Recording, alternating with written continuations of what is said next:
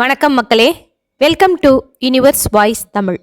இன்று நாம் காண இருப்பது சூடிக் கொடுத்த சுடற்கொடியாள் ஆண்டாள் பிராட்டியார் இயற்றிய நாச்சியார் திருமொழி.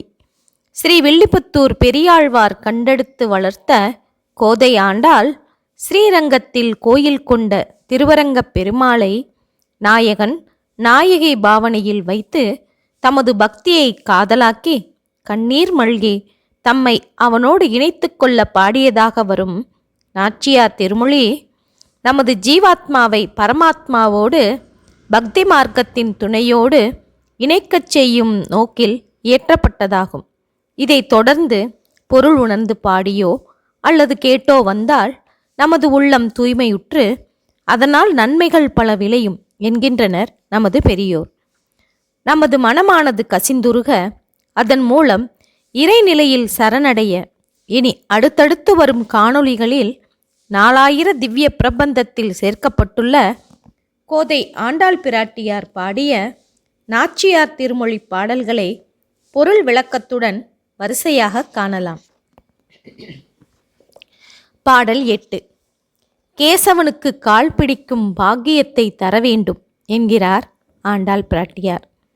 பாடல்: மாசுடை உடம்பொடு தலையுளறி வாய்ப்புறம் வெளுத்தொரு போதுமுண்டு தேசுடை திரளுடை காமதேவா நோர்க்கின்ற நோன்பினை குறிக்கொள் கண்டாய் பேசுவதொன்றிங்கு எம்பெருமான் பெண்மையை தலையுடையதாக்கும் வண்ணம் கேசவ நம்பியை கால் பிடிப்பாள் என்னும் இப்பேரென கருளுகண்டாய் என்கிறார்.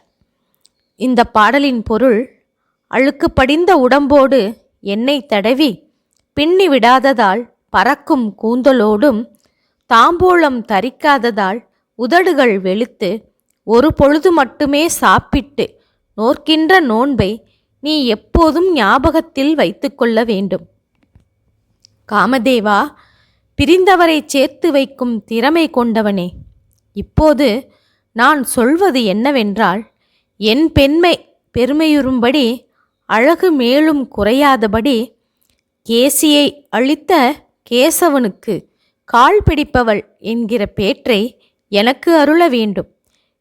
இந்த பொருள்பட இந்த பாசுரம் அமைந்துள்ளது. கம்சன் என்கிற கொடியவன் கண்ணனை அழிக்க கேசி என்கிற கொடிய அசுரனை ஏவினான். தன்னுடைய அதர்ம செயல்களுக்கு முடிவு கட்ட கண்ணன் கோகுலத்தில் வளர்கின்றான் என்பதை புரிந்து கொண்ட கம்சன் இந்த அசுர சக்தியை ஏவினான். ஆனால் அவன் எண்ணம் ஈடேறவில்லை. அந்த கேசியை கொன்று முடித்தான் கண்ணன். அதனால் கேசவன் என்கிற திருநாமமும் அவனுக்கு வந்தது. அத்தகைய பெருமையை கொண்ட கேசவனுக்கு கால் பிடிப்பவள் என்கிற பேற்றை எனக்கு அருள வேண்டும் என்று மன்மதனை நோக்கி வேண்டுகின்றார் ஆண்டாள். இந்த இடத்தில் கம்சன், கேசி ஆகியோர் தீய சக்திகளின் வடிவங்களாக நாம் காண வேண்டும். இந்த தீய சக்திகள்தான் பகவானை நெருங்க விடாமல் நம்மை தடுத்து கொண்டிருக்கின்றன. நாம் அடைய வேண்டிய இலக்கை அடைய முடியாமல் இந்த தீய சக்திகள்தான் தடுத்து கொண்டிருக்கின்றன. இந்த அசுர சக்திகளை நான் பகவானின் துணையை கொண்டுதான் வெட்டி வீழ்த்த முடியும். இதைத்தான் ஆண்டாள் குறிப்பாக இந்த பாசுரத்தில் சொல்கின்றார்.